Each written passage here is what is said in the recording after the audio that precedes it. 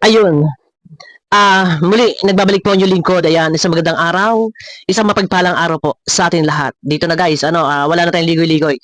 Sa ating thumbnail, ayan, at ang pinutakti o inalmahan, ayan, ni Basi Beshi. So, hindi naman lingid sa kaalaman ng iba ay yung mga madalas na sumusubaybay ay baka inyong natatandaan o namumukhaan or kilala na si Beshi ay ika nga kumbaga bago pa lang ito dito sa kay Kalinga Pra. Pero baka magtataka yung iba, sino ba to? Yung mga panahon pa ni Lola Damiana, baka hindi nyo lubos na kilala, ay ito nga po si Beshi na nabas.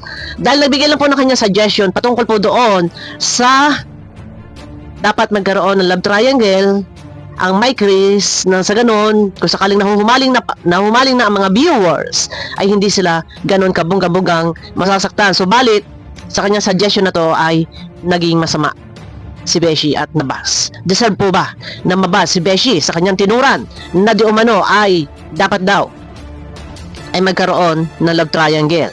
Kasi before nakaranas na si Kalinga Prab ng pambabas mula sa iba, ay ito na. Pakinggan nga po na natin. Nandito na kay Jubilito. Ayan na po. 2026, magkaroon ng pagbabago. Oo nga boss. Agree ako dyan. Kasi 2026 sana magkaroon na ng pagbabago. Ayan, nandyan po sila. Nandyan po si Kalinga Prab. Ang sabi ni Beshi, 2026 sana magkaroon na ng pagbabago. Sabi naman ng isa, agree ako dyan. Ako din po, agree din po ako doon. Na sana na magkaroon na ng pagbabago. O, tuloy. iwas na yung bumbabas. Yan. Iwas na yung pangbabas. Oh, 'di ba? Agree ako doon. Tama po 'yon. May mali po ba doon? Ito, i-analyze, shout out sa lahat ng mga viewers ng anumang mga love team yan, lalo na sa mga Makamay Chris, mega love shout out po sa inyo. Ako lang po ay magbibigay ng aking opinion. Sana ngayon 2026, sana magkaroon na ng pagbabago. Tama naman po, may iwasan na yung pangbabas. Tama naman po. Tuloy. Agree ako dyan boss. And syempre, meron pa, lalong-lalo na sa mi Chris. Oo. Dapat talaga meron magbago. Kasi Ayun. Siyempre, meron pa lalo na sa Mike Chris, sana talaga magkaroon ng pagbabago. Yun, nabanggit dito yung Mike Chris. So, ano ba yun? Ano ba yun? Yung kanyang sinabi dito, lalo na sa Mike Chris, sana merong pagbabago. Oh, ay ano ba yun? Ito, teka. Oh, tuloy. Pagkatapos po nito, saka ako magbibigay ng aking opinion, ha? Place up po. doon nagmumula yung mga bashing, di ba? Yung mga pambabas kay boss. Syempre, kung sila kay boss, Mike Chris, lalo na sa Mike Chris, doon nagmumula ang pangbabas o ang bashing, lalo na kay boss, kay Kalinga Prab, nababas daw po si Kalinga Prab. Yan, nabigkas, nabanggit, lalo na daw sa Mike Chris. Ito po ba ay nagustuhan ng mga Makamay Chris? Malamang hindi. Kasi natumbok. Pero walang masama kung direct to the point, and walang masama kung iyon naman talaga yung katotohanan. Kung napapansin nila, yung mga nakatutok dyan sa mga sa Mike Chris, kung napapansin naman talaga nila na merong doon na bashing na nagaganap o pangbabas o binabas si Kalinga Prab, hindi naman po ito sa dalawang akatinay lungo guys. Hindi ito sa couple. Mga Makamay Chris ang tinutukoy dito. Oo, ulit. lalong-lalo na sa mi Chris. Oo. Dapat talaga meron magbago. Kasi doon nagmumula yung mga bashing, di ba? Yung mga pambabas kay boss. Syempre, kung sila kay boss, siguro dapat may mabago din sa mi Chris. Ayun! Kasi nga doon nagmumula yung mga bashing, dapat may babago din sa Mike Chris. Kung ito yung kanyang suggestion, at kung meron man talagang nang babas, wala pong masama doon. Concern lang siya. Kasi kung nababas daw po doon si Kalinga Prab, so si Beshi is concerned. Ang gusto niya, sana may mababago. So ano ba yun yung dapat baguhin? Suggestion niya yun, dapat may mabago o baguhin. Dapat mabago na yun. Kasi doon nagmumula yung bashing na babas si Boss, si Rab, si Kalinga Prab. So ang kanya, sana iyon ay mabago. So, wala pong masama. Ang aking nakikita dito ay wala pong masama sa kanyang suggestion. Concern. So, maganda rin naman yung kanyang naiisip na to na sana ay may babago sa anong paraan ba. Ito ang maganda pakinggan natin. Wait lang po. Wait. Nandito na ha. Sa anong paraan na baguhin para magkaintindihan. Ano po? Kasi mahirap po yung merong ganito na ibabas po natin na wala namang kadahilanang mabigat. Eto na, shout out lang ha, alalay lang po tayo, ano, ating binabalansi po. At titingnan ko kung saan po doon yung butas, kung deserve ba talaga ni Kalingap Beshi na siya ay mabas or i-unsub. Ah, kasi napanood ko kanina, pero samahan niyo muna ulit ako. Kung meron ba dito karapat dapat na kabasbas ba talaga dito si Beshi? Oh wait. Hindi guys, ganito gusto kong kasing mangyari. Kasi alam ko nalalabuan kasi kayo doon sa mga sinasabi ko eh. Kasi ang gusto ko, parang lagyan naman natin kaya boss ng ng may papasok na ibang karakter. Ayun, suggestion. Ito, lagyan kaya natin boss ng ng may papasok na ibang karakter. So, No, para hindi nila masyadong seryosohin yung yung tandem nila, di ba? may punto. Lalagyan ng isang bagong karakter. So doon, kumbaga, halimbawa, love triangle. Para hindi masyadong seryosohin yung love team. Kasi sa panahong ito, hindi naman may pagkakaila, may ilang mga viewers ang gusto magkakatuluyan. Ang gusto sila na. Ang gusto ganito ganon.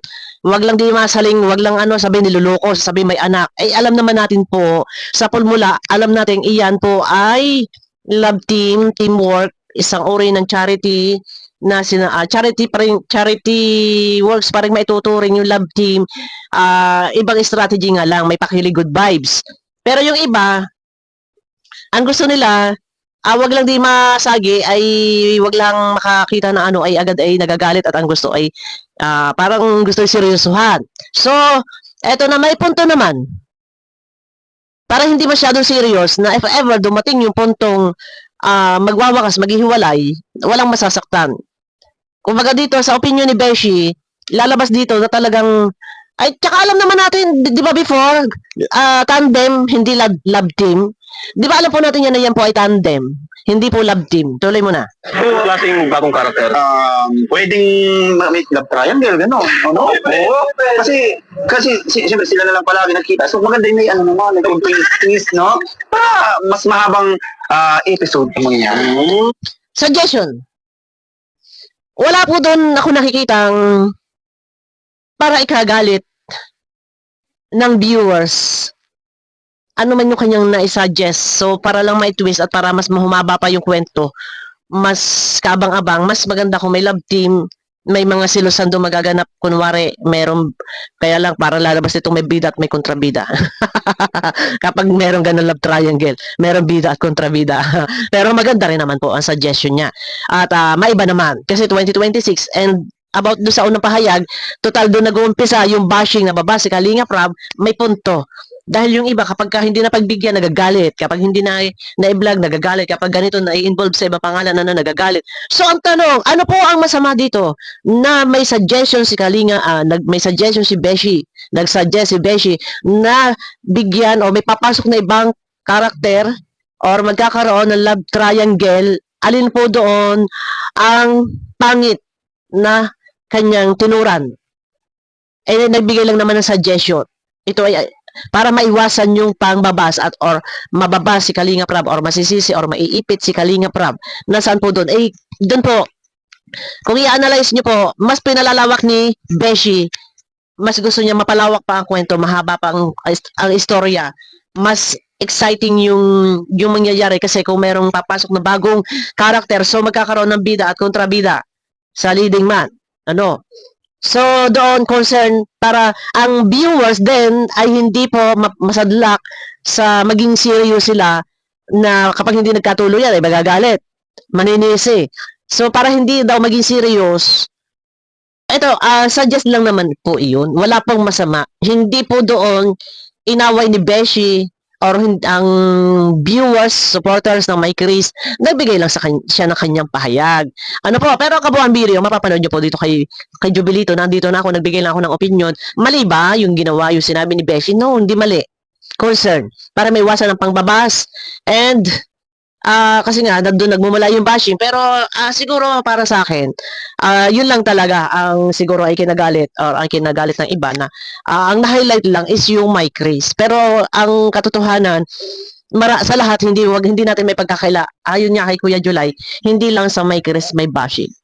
may basher. Lahat halos na love team, maraming basher. And last year, ayan nga, kung napapanood nyo yung sa live ni Kuya Julie kagabi, ay kanina, doon, last year, marami, pasensya na, yung iba mga maka-jump Carl, yung mga gano'n na, ito naman napapag-usapan lang po.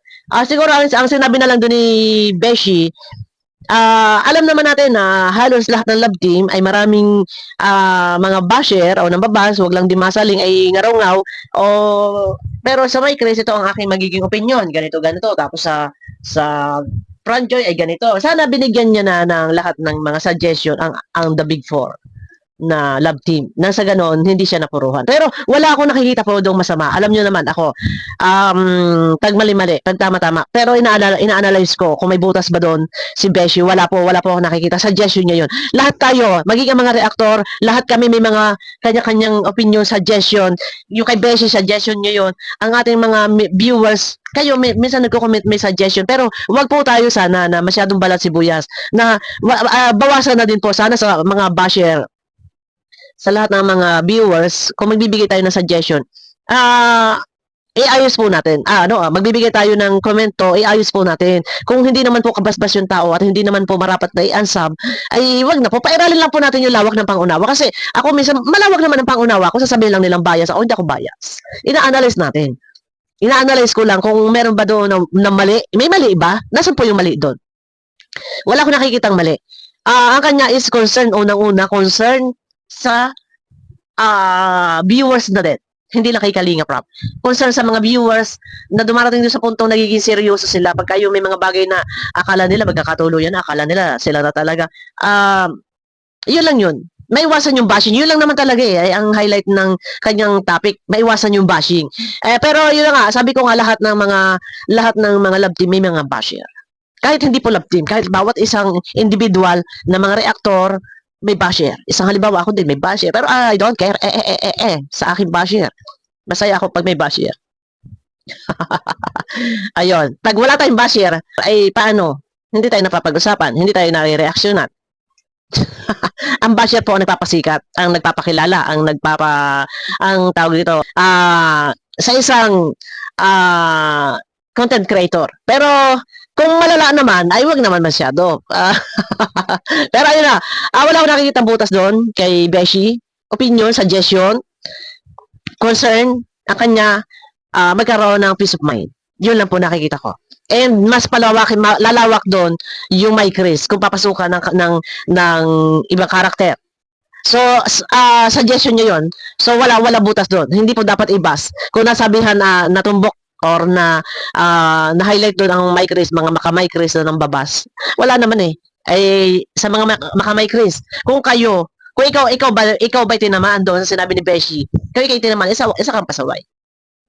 Kung ikaw yung tinamaan, kung ikaw yung hindi mo nagustuhan yung sinabi ni Beshi, isa ka doon sa pasaway. Or isa ka doon sa ng babas. Yun lang yun. O, di ba? Bakit ka apektado? Kung hindi naman ikaw, wag kang aray, wag kang gagalaw, wag kang mambabas, wag kang mag-aansab kung hindi naman ikaw iyon. Bakit ka tinamaan? Bakit kayo nag-ansab? Kasi iyon kayo ba yun? Yun ang babas? Nagkikreate ng bash. Ayun na guys, opinion ko lang to. Baka kung saan pa tayo man to, pero mababait naman po ang mga makamay Chris, ano po. Siguro may iba naman talaga na pasaway, pero hindi naman po lahat. Pero opinion lang yun, wala akong nakitang butas kay Beshi, wala po. Suggestion, opinion. And sabi niya, kung may ibang karakter, mas lalawak pa. Pero ayun na. Ayun na guys. Salamat. Naka-jubilito na kasi yung video clip. Doon ka na kinuha. Yun. Ang iba pang explanation, panoorin nyo po kay Kuya July. Abangan nyo ko guys sa akin next video. Bye-bye po.